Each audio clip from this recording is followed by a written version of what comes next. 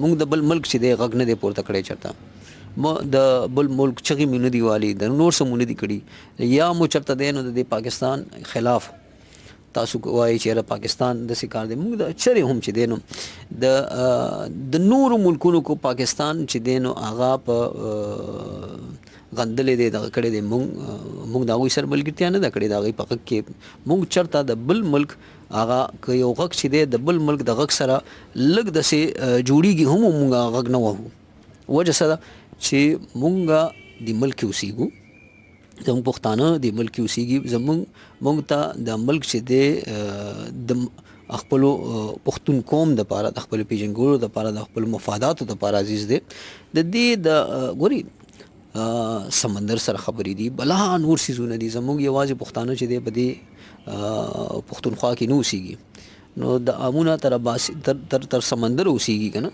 خو موږ چې خبره کوو نو د امونه تر اباسي نه چې خبره کوو د اولني حق خبره کوو.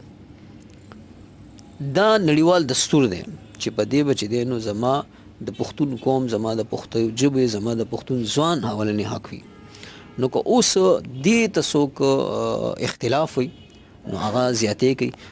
صفا خبره ده چې نه خو مونږ افغانستان ماتو نه پاکستان ماتو، مونږ د امونه د اباسي نه د خاورې ته چې دی د دې خاورې ته د امونه تر اباسي نه پښتونستان وایو. دا پښتونستان مونږ ګڼو او دا زموږ پښتونستان دی، د پښتنو وطن دی، د پښتنو ستان دی.